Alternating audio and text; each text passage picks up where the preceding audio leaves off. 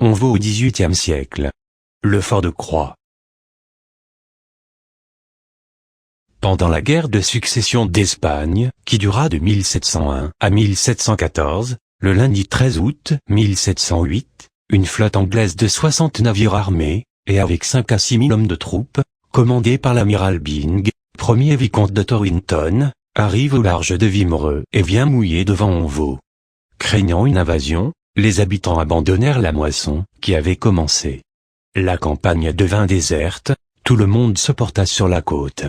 Les troupes de garnison, ou en disponibilité, les fantassins, cavaliers, dragons, carabiniers, étaient la meilleure partie de cette armée de défense improvisée, avec un élan patriotique. Tous les bourgeois valides de la haute et de la basse ville avaient pris les armes.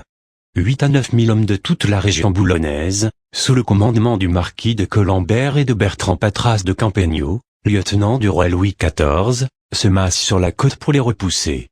Les mercredis 15 et jeudi 16 août, la flotte anglaise longeait la côte jusqu'à Étaples, toujours suivie par les troupes boulonnaises, prêtes à repousser les envahisseurs. Les Anglais reviennent à hauteur de Boulogne le vendredi 17. Ils renoncent et font demi-tour le dimanche 19 août. Ils débarquèrent plus tard en Flandre, où 500 Anglais furent battus à la bataille de l'Essingue. En 1725, la fille de François-Ambroise de Roussel, Louise-Marie-Jacqueline de Roussel, hérite du domaine de Onvaux. Elle a épousé Louis-Armand Gabriel de la Frénois, écuyer, colonel des troupes boulonnaises, baron de Landretin-le-Nord, de Tardingan, et de la Moyec. À cette époque, le château de Onvaux a déjà un grand jardin entouré de murs. En 1732, une chapelle castrale est consacrée par Jean-Marie Henriot, évêque de Boulogne de 1724 à 1738. Elle n'a jamais été précisément localisée dans le château d'Onvaux. Il est probable qu'elle était dans une chambre du premier étage. Le duc Emmanuel de Croix, prince puis duc de Solre, arrive pour la première fois en 1744 dans le Boulonnais. Il est né en 1718 dans une famille d'origine picarde, à Condé-sur-Escaut.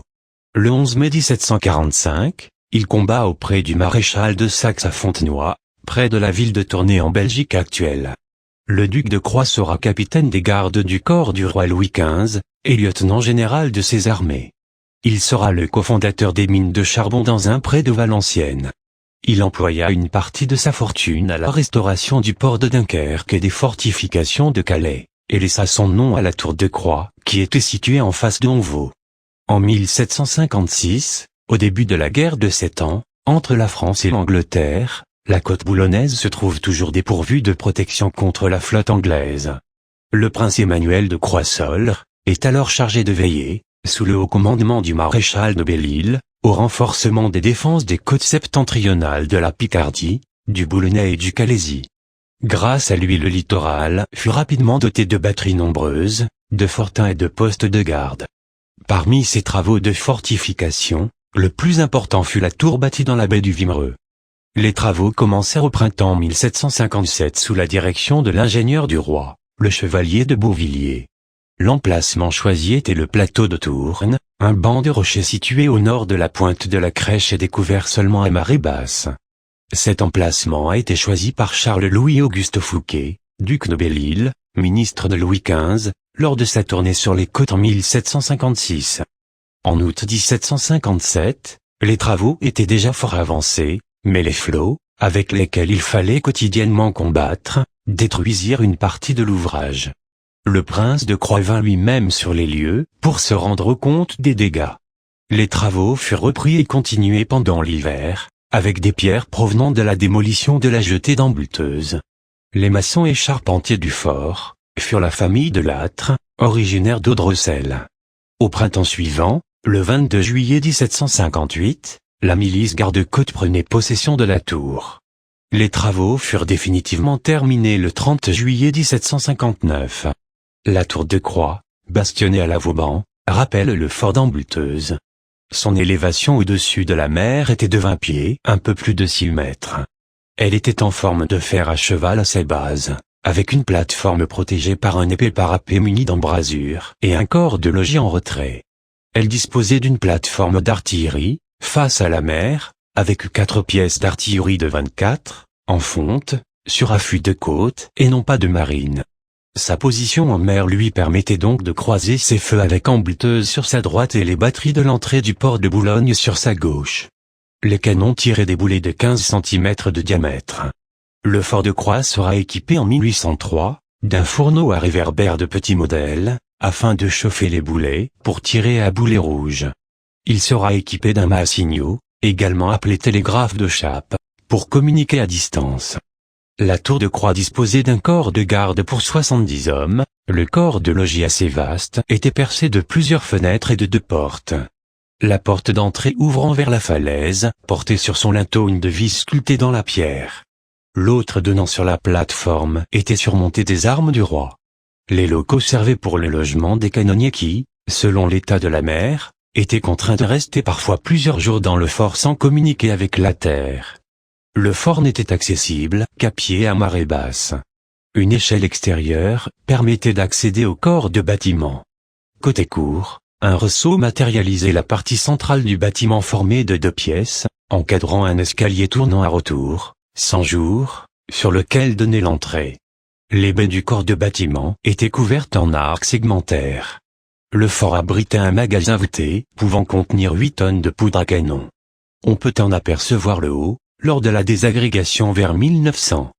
Côté terre, le corps de bâtiment à étage de soubassement, reposait sur le mur d'enceinte. Le duc de Croix s'installa au manoir de Honvaux, pendant qu'il assurait la construction du fort en mer de Wimereux. Même s'il était basé le plus souvent à Calais, il reviendra très régulièrement à Honvaux. On le comprend. Dans ses lettres, il était toujours dithyrambique sur Honvaux et la région boulonnaise. De sa fenêtre, la vue était unique. Il voyait même des marsouins faire la culbute et jouer dans l'eau. Il décrivit dans ses lettres les falaises, le Grinet, les côtes anglaises et le château de Douvres, les gros vaisseaux hollandais, les petits bateaux anglais, et les pêcheurs boulonnais. En 1760 et pendant 2 ans, le duc de Croix fait campagne en Allemagne. En 1762, Ambroise de Roussel, seigneur de Pernes-les-Boulognes, laisse son château à disposition du duc de Croix. À cette époque, les fermiers de Honvaux sont Jacques-Lorge et Marie-Anne Framery. En 1779, le duc de Croix devint grand d'Espagne et chevalier de la Toison d'Or. Il revint régulièrement à Honvaux, seul ou avec son fils. Il fit ses adieux au manoir le 22 juin 1782. Tôt le matin, en restant pendant un long moment au coin d'un champ de seigle. Il sera nommé maréchal de France en 1783 par Louis XVI, et mourant en 1784. En 1787, la dernière grande cérémonie, qui eut lieu dans la chapelle castrale de Honvaux, fut le mariage d'Antoine de Dixmude, chevalier de Ham, avec Huberte de Roquigny de Palchot. Après la Révolution, le domaine change plusieurs fois de propriétaire, en fonction des emprisonnements et des exécutions. En 1797, la fille de Louise Catherine Victoire de Roussel, religieuse ursuline, sous le nom de Sœur Sainte-Basile, lègue le domaine de Honvaux à sa cousine Marie-Jacqueline de la Frénois, veuve O'Mahony. Elle avait épousé Darby Demetrius O'Mahony, capitaine irlandais, en 1765. Il était venu s'installer à Boulogne en 1783, rue du Fiel de Bœuf, l'actuelle rue de Campegno, où il resta jusqu'à la Terreur. Il fut arrêté en 1793 et incarcéré à Arras, puis à Abbeville où il mourut le 16 mars 1795, alors que sa femme habitait Honvaux. C'est leur fils, Jean-François O'Mahony, qui héritera du domaine de Honvaux. Il accomplira une belle carrière militaire, en rentrant à 15 ans comme cadet dans l'armée de Louis XVI, au régiment irlandais de Dillon. Sous-lieutenant en 1787, il émigre en 1791 avec les officiers de son régiment. Il est nommé capitaine l'année suivante et fait la campagne de Champagne sous les ordres des princes.